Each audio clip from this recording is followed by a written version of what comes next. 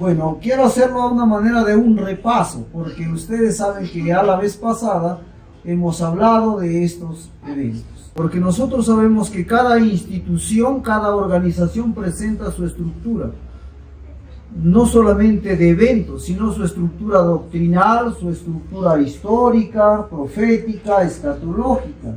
Así es que cada vez que ustedes se encuentren con un, llamémoslos así, participante de la fe, con una persona que conoce las Sagradas Escrituras, o con cualquier persona que ya de repente es del mundo católico o de otro tipo de mundo protestante, ustedes no se pongan a debatir lo que realmente no lo van a poder hacer cambiar, porque eso es uno de los errores que tenemos nosotros. Nos ponemos a debatir con otro, que yo entiendo así, tú entiendes así, llegamos a nada. Tú eres un adventista y cuando te encuentres con esas personas, ¿qué vas a hacer? Plantéale tu identidad. ¿Cómo es que eres adventista? ¿Cuál es tu origen? Segundo, plantéale tus creencias. Por lo menos nosotros tenemos 6 creencias fundamentales.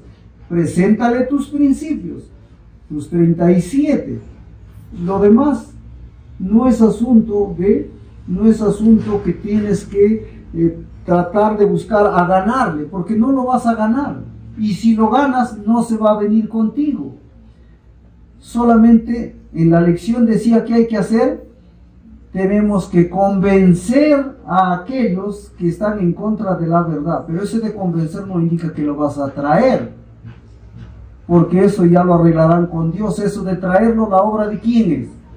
La obra de Dios mediante su Santo Espíritu. Lo importante es que tú le muestres quién eres, lo que crees, lo que dice la Sagrada Escritura, y allí déjalo el trabajo a quién, al Espíritu Santo.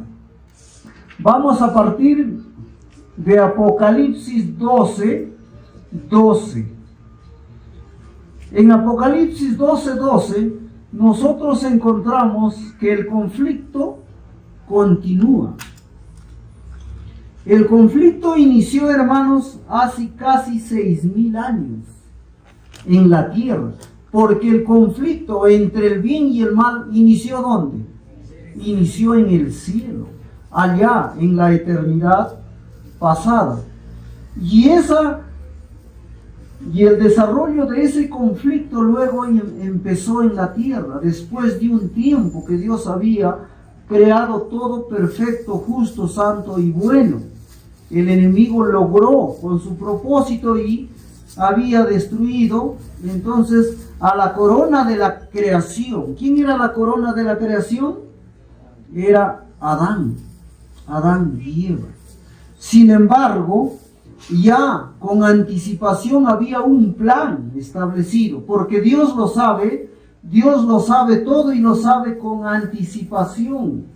Entonces ya estableció un plan, y ese plan, tan pronto el hombre cayó, se puso en vigencia, en desarrollo, en ejecución. Entonces, el conflicto que inició por lo menos unos 6.000 años, que ya está por cumplirse sus 6.000 años, se ha venido desarrollando. Y cuando Juan estuvo en la isla de Patmos, él recibió la revelación, la confirmación del que aún el conflicto continúa.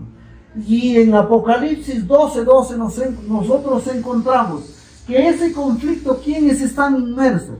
Está inmerso el cielo, los moradores del cielo, dice. ¿Quién está inmerso? Está inmerso la tierra, los moradores de la tierra, ¿verdad? Los moradores de la tierra. ¿Quién más está inmerso en ese conflicto? En ese conflicto está inmerso Satanás. Y en este tiempo, está hablando para el tiempo de la crisis final, en ese tiempo dice que ha descendido teniendo grande ira. ¿Por qué? Porque le queda poco tiempo. ¿Y cuándo es ese poco tiempo? La profeta de Dios dice que no se refiere a la primera centuria, la centuria de los discípulos, porque desde los discípulos hasta acá, ¿cuánto es? 2000 años. Entonces 2000 años es mucho. Para Dios quizás pueda ser poco, pero para nosotros como humanos es mucho tiempo. Por lo tanto, entonces no debe referirse a esa centuria, debe referirse a otro tiempo, a otra centuria. ¿Y cuál es esa otra centuria a la cual se refiere? Se refiere al inicio del pequeño tiempo de angustia. A esto se refiere que Satanás va a descender sabiendo que le queda poco tiempo. A esto se le llama que inicia la obra asombrosa de Satanás. Partamos, por ejemplo, ¿qué sucedió en el año 538? ¿Qué sucedió, hermanos, en el año 538? En el año 538 se produjo el inicio de los 2260 años. ¿Quién surge como poder acá? ¿Quién? El papado. ¿Cómo surgió el papado? La unión del poder religioso con el poder civil. Dice que este poder iba a hollar a los santos por 1260 años. En profecía se le conoce también como que, como tiempo, tiempos y la mitad de un tiempo. A esto también se le conoce como la profecía de los 42 meses. Y también se le conoce como 1260 días en profecía, pero ya en literal 1260 años. Esos 1260 años, ¿hasta cuándo tendría que llegar? ¿Hasta cuándo tendría que llegar? Hasta 1798. ¿Cómo se llama 1798 cómo se llama en profecía 1798? ¿Cómo se llama? Se llama el inicio del tiempo, del fin. Entonces, ¿qué sucedió en 1798? Inicia el tiempo del fin. En este lapso de tiempo, ojo, en este lapso de tiempo surgieron algunas señales y manifestaciones fundamentales que anunciaban que se acercaba la crisis final. Por ejemplo, ¿qué sucedió en el año 1555? ¿Qué sucedió en 1555? Sucedió, por ejemplo, el terremoto de Lisboa. ¿Qué sucedió en 1780? El oscurecimiento del sol y la luna. ¿Y esto qué decía? Hacía una predicción de que la persecución que era por 1260 años había, ¿qué cosa? Había cesado. Pero no que la persecución tenía que cesar en 1798. Pero ¿por qué ya cesó antes de 1780, en el año 1776? ¿Por qué? Porque Cristo dijo, si los días no fueren acortados, ninguna carne se salvaría. ¿Cuántos años antes cesó la persecución? 22 años antes. Y saben cómo comprobamos esto, porque Jesús a sus discípulos, ¿qué les dijo? Antes de que el sol se oscurezca, ¿qué sucedería? Cesaría esa persecución. Entonces, 1766, ¿cuándo se oscurece el sol? 1780. 1780. Entonces, antes. Pero sí, los 1260 años, ¿qué sucedió? Sucedió entonces que, ojo, ¿qué sucedió? Sucedió entonces que la profecía fallaba. ¿Fallaba o no fallaba? Y eso es lo que nosotros como adventistas debemos conocer. Ojo, habrán otros que te van a plantear otro esquema, otro gráfico. Pero tú ya tienes tus principios proféticos establecidos. Y eso es lo que nosotros tenemos que conocerlo como un referente especial. Eso implica que no debemos conocer otras fechas, otros tiempos, otros sucesos, otros acontecimientos. Sí, hermanos, nosotros tenemos que conocerlo todo. Porque si no los conocemos nos van a sorprender. ¿O no creen que nos van a sorprender? Nos van a sorprender y en gran manera. Entonces nosotros tenemos que conocerlo ¿para qué? Nosotros tenemos que conocerlo para refutarlo. Finalmente, ¿a dónde llegamos? 1798. ¿Qué sucedió en 1798? Como eventos y sucesos, ¿qué sucedieron? Se tomó prisionero ¿a quién? Al Papa. ¿Por qué?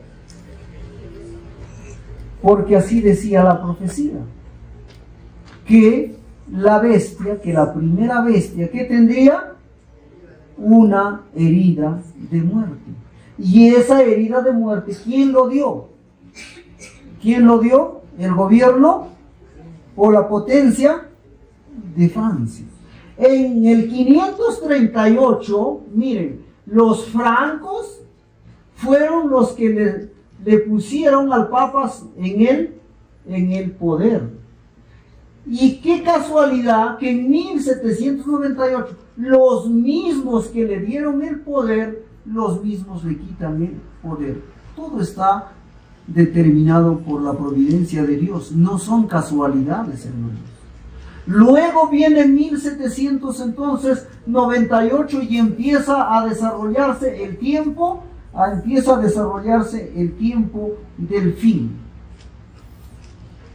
Y luego llegamos ¿a qué año? Por ejemplo, llegamos al año 1833. Desde 1833 sucede algo muy fundamental, hermanos. Sobre todo, hasta 1888 se vino desarrollando eventos fundamentales que están relacionados ¿con qué? Están relacionados con los procesos del fuerte clamor. Ojo, sucesos relacionados con el fuerte clamor. ¿Por qué? Porque del pequeño tiempo de angustia hasta el fin del tiempo de gracia, hay sucesos, hay procesos que están relacionados con los sucesos del fuerte. ¿Qué fuerte? Del fuerte pregón. Una cosa es el fuerte clamor y otra cosa es el fuerte pregón. Y eso tenemos que tomarlo en cuenta. Específicamente, los procesos del fuerte clamor empezaron a darse de 1840 y 1844.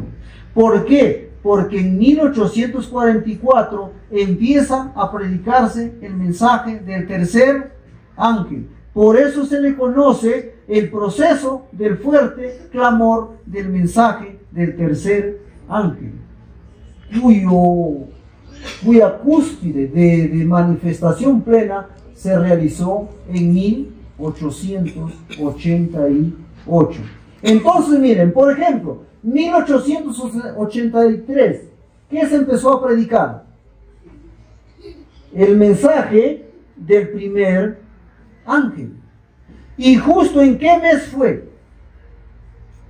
Fue en el mes de noviembre. ¿Cuándo? Cuando se cumplía uno de los acontecimientos proféticos que Jesús mismo había hablado.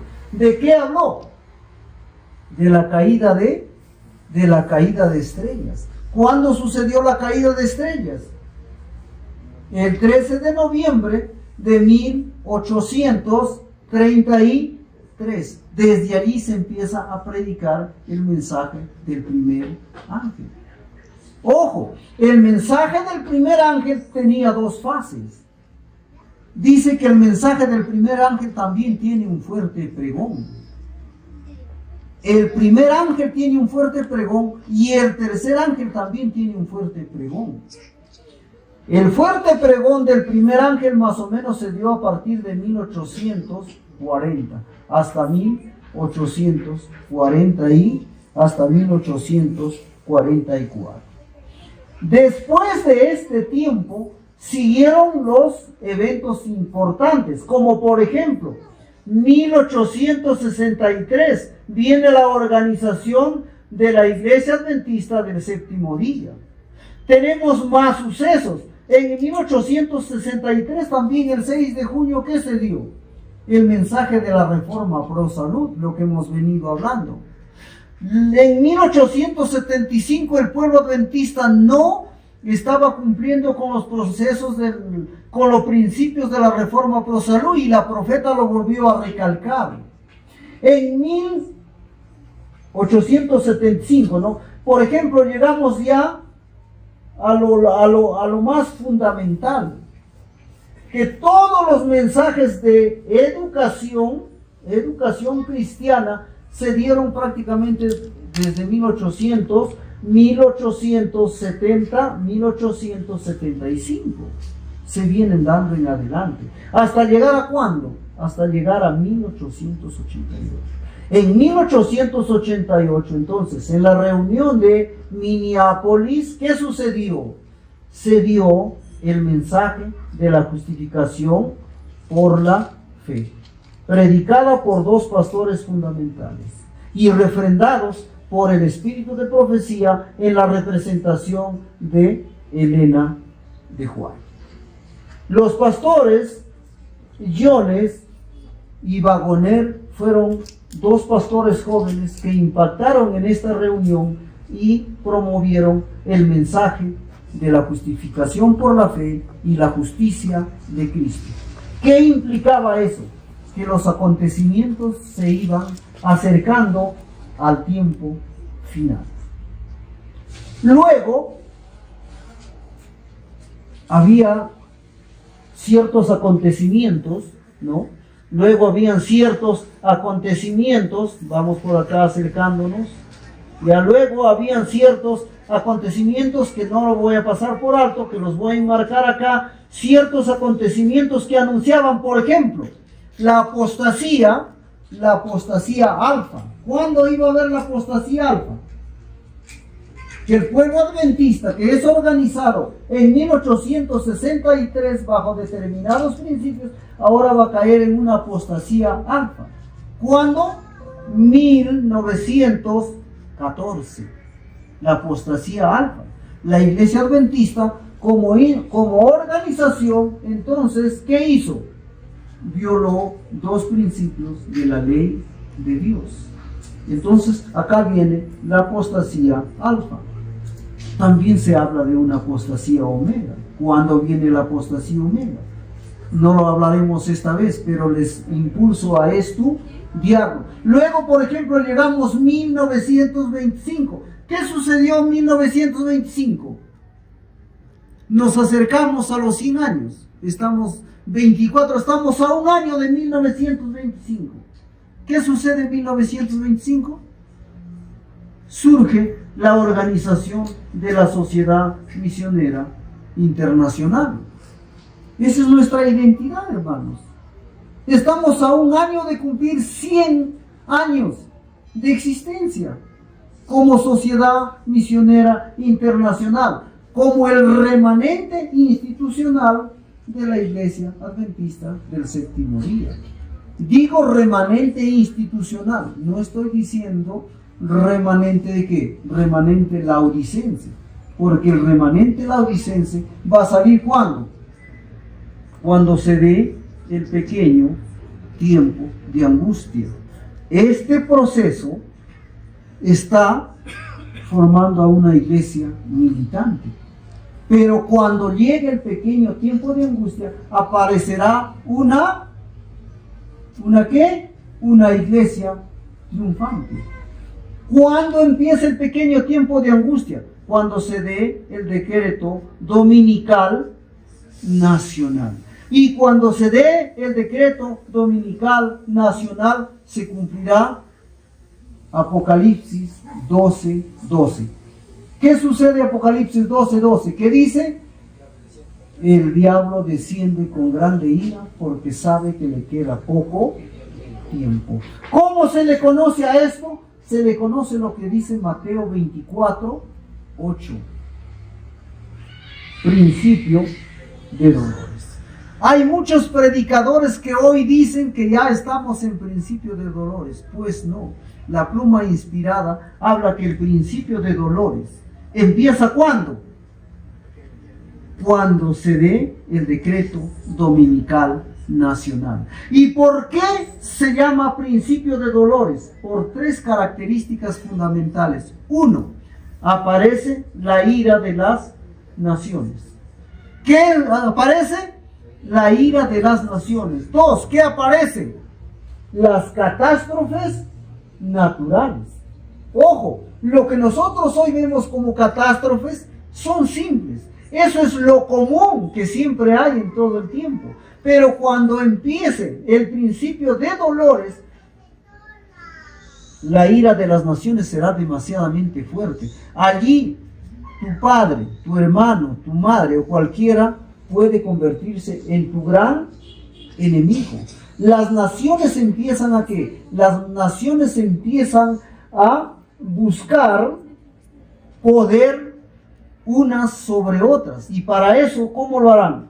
Por medio de las luchas, la guerra, la imposición de poder, por ejemplo, hoy en día hasta con armas biológicas. ¿Se dan cuenta? Luego viene ¿qué?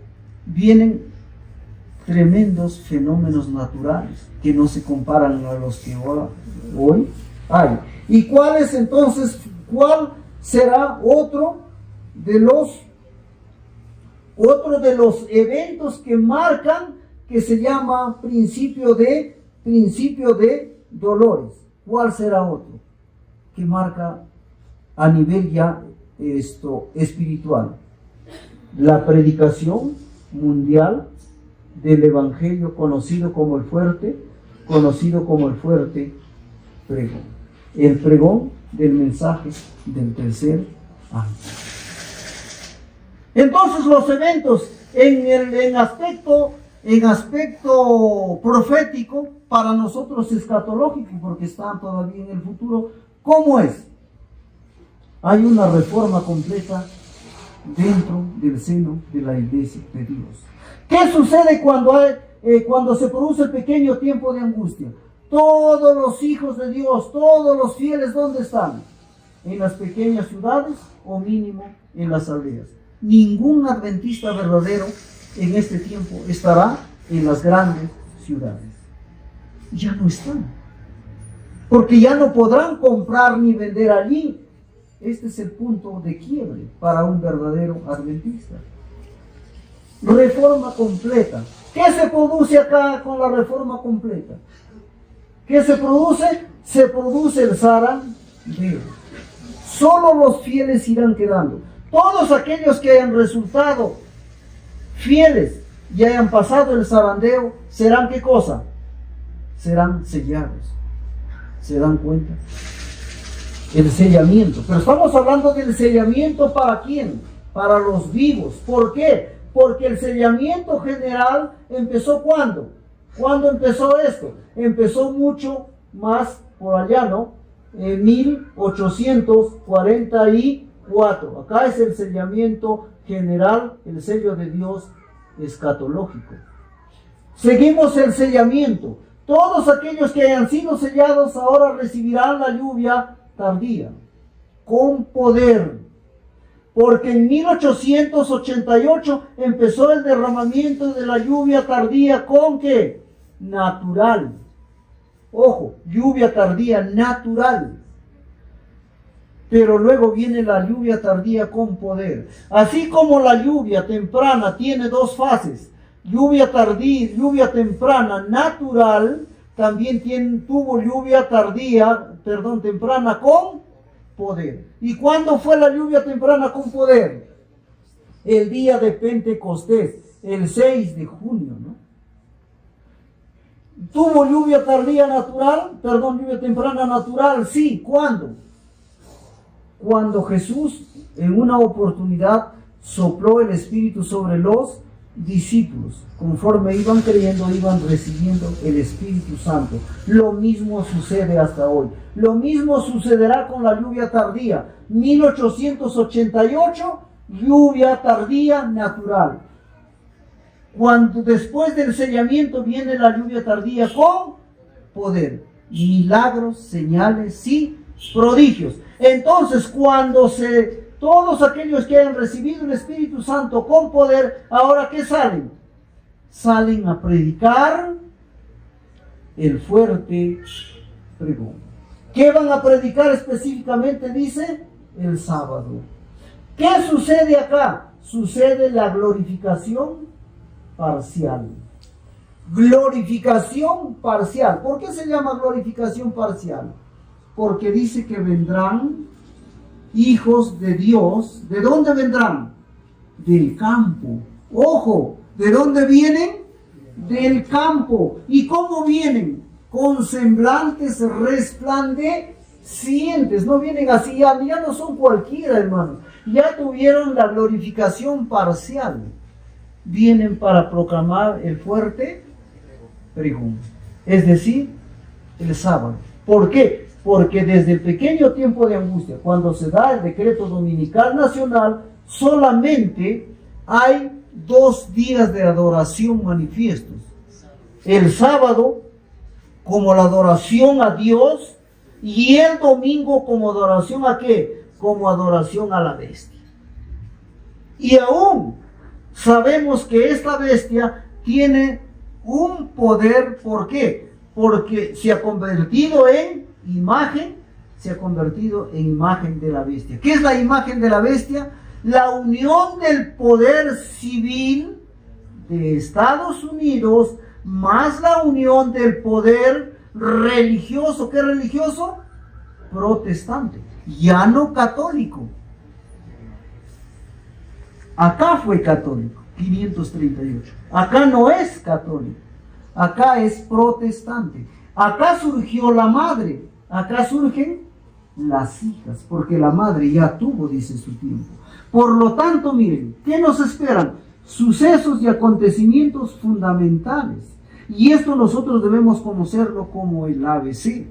Y conocerlo cada situación atenuante. En este tiempo del fuerte pregón, ojo, en este tiempo del fuerte pregón, ¿qué sucederá? Dice que todos los fieles que constituyen y están dentro de las iglesias caídas, dejarán esas iglesias y se unirán al residuo. Hoy no pueden venirse, porque si no todos aquellos que tú le predicas, por ejemplo, a los dominicales, vulgarmente dicho, tú le predicas del sábado, le muestras en la Biblia del sábado y todo. Ellos se han quedado convencidos, sí, pero ¿se vienen? No, porque no hay profecía que se vengan. ¿Cuándo se van a venir? Se van a venir allá.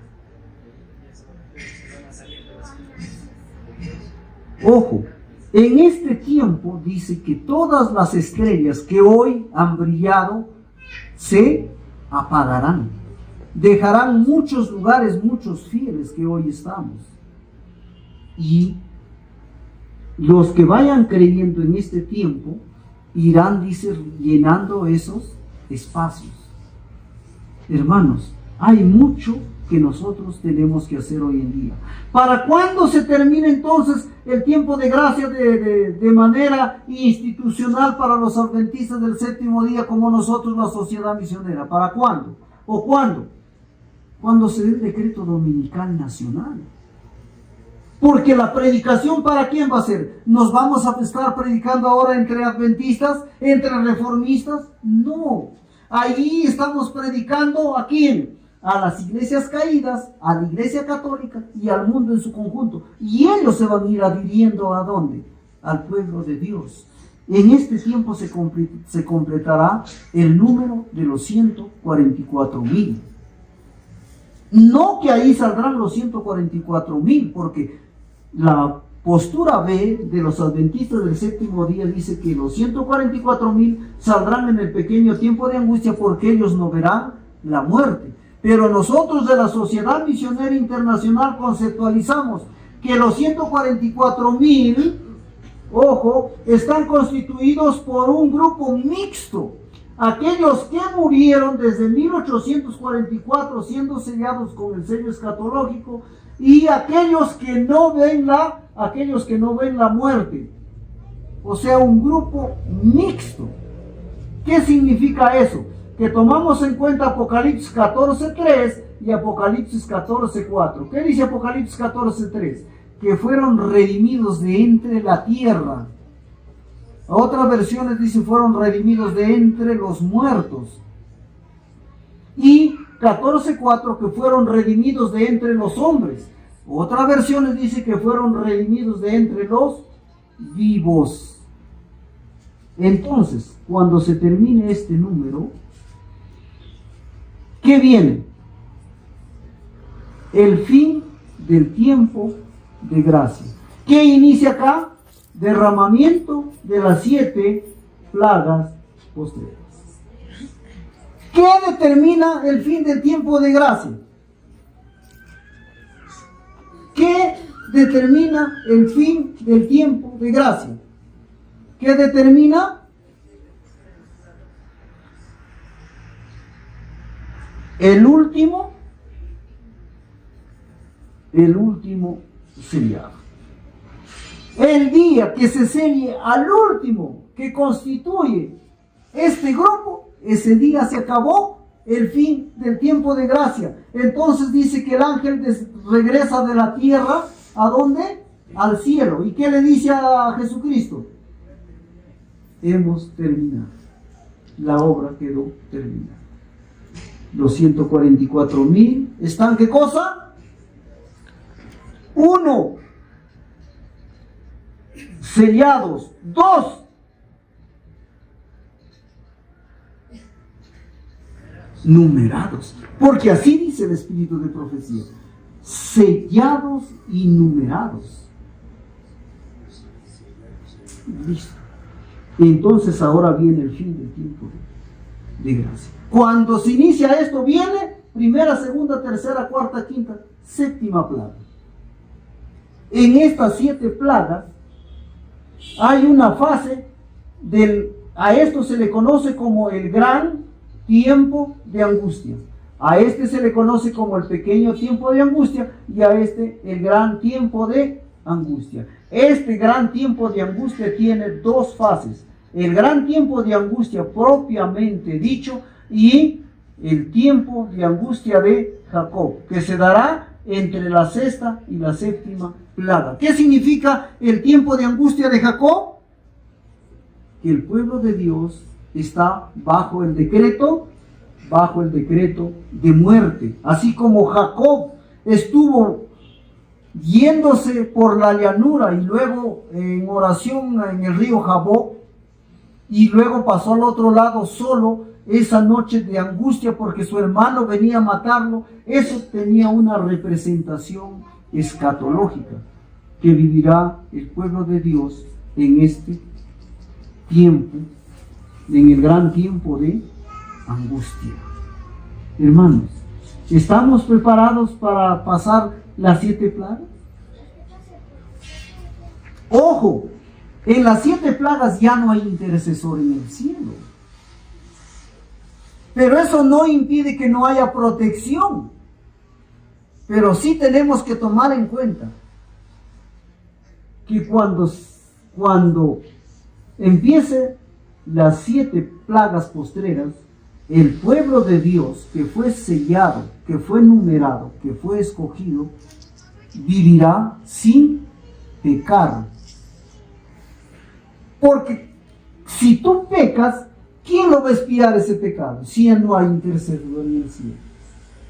Por eso es que hoy en día, en este proceso de tiempo de oportunidad que estamos viviendo, 2024, nosotros tenemos que ir siendo salvos ¿de qué? Del poder del pecado. Nosotros hemos sido librados de la condenación del pecado. Hoy estamos siendo salvos del poder del pecado, pero llegará un día que seremos salvos ¿de qué? De la presencia del pecado. Entonces, si bien es cierto, estaremos acá con una naturaleza aún no transformada, con naturaleza pecaminosa, pero estaremos viviendo sin pecar. ¿Por qué? Porque si pecamos, ¿quién lo expía ese pecado? Es decir, quedaremos entonces condenados. Los hijos de Dios en este tiempo pasan las 7 plagas, pero protegidos por los ángeles de Dios. En este tiempo los hijos de Dios van a generar su propio alimento. En este tiempo dice que sus aguas y su pan serán ciertas, serán alimentados por los ángeles de Dios. El tiempo también será acortado. Desde que empiece a caer la primera plaga hasta la segunda venida de Cristo, ¿cuánto debe haber? Un año. Un año. Pero Cristo puede venir antes de un año. Hay un escrito de la profeta de Dios que se llama Vida en el cielo. Dice que esto será acortado. Y es muy probable que sea ¿cuánto? 7 meses. Ustedes saben que las plagas caen en una hora.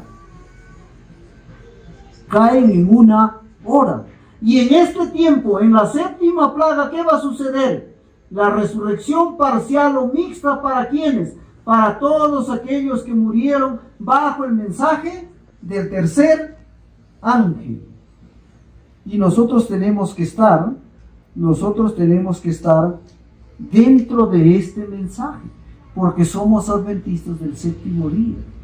Hermanos, si no estamos bajo la fe del mensaje del tercer ángel, nuestra salvación peligra, porque nosotros conocemos el mensaje del primero, el mensaje del segundo, el mensaje del tercero, y el pueblo adventista del 7º día, ¿para qué ha sido levantado?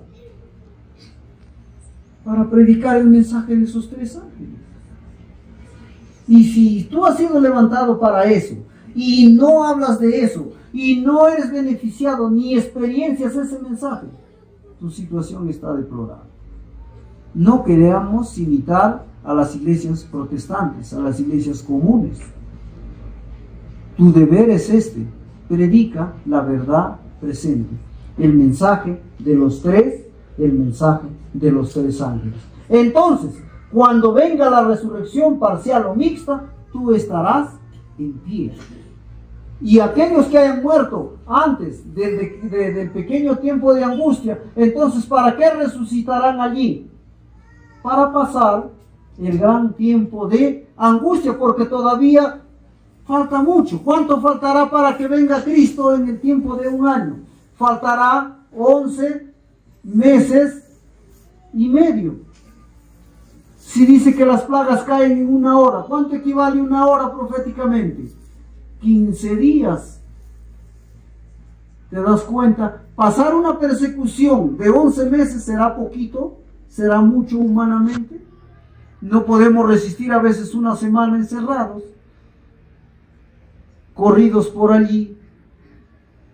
11 meses es demasiado. Pero allí pasarán entonces los hijos de Dios la gran persecución.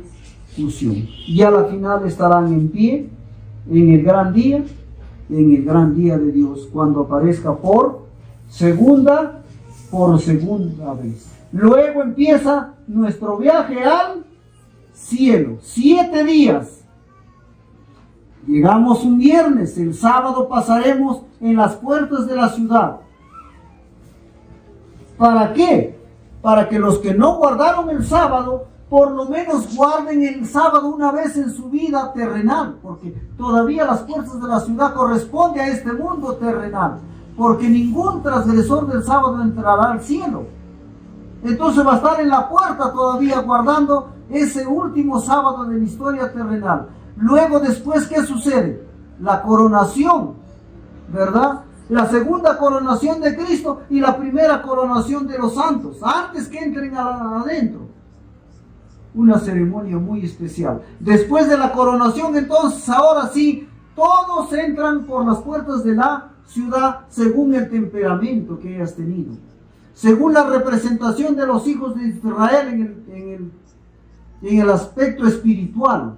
Porque entrarán 12,000, hablando de los 144,000, entrarán 12,000 por cada puerta, porque la ciudad, el muro tiene 12 puertas. Luego, adentro empiezan los acontecimientos que preceden ¿a qué? Al inicio del juicio del milenio. Luego viene el juicio del milenio, que está más allá, ¿no? 1000 años. Después, ¿qué sucede? Termina el juicio del milenio. Ahora se va a producir la resurrección de los impíos. Desciende la santa ciudad, descienden los santos. Empieza el juicio del trono blanco, el juicio ejecutivo. Después se produce ahí la tercera coronación de Jesús. Jesús es coronado 3 veces. Los santos están entonces ahora también con Jesús por encima del muro. Allí todos a la final están delante del Dios, el juez de toda la tierra. Y cuando se le hace primero pasar la vida de Cristo, allí se utiliza el libro de la vida. Se le hace conocer ¿qué cosa? La vida de cada impío, de cada pecador. Pasa en revista, en una televisión. Y luego, ¿qué sucede?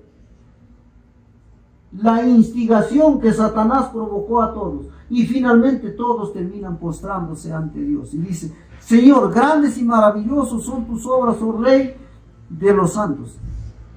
Hasta Satanás se postra ahí.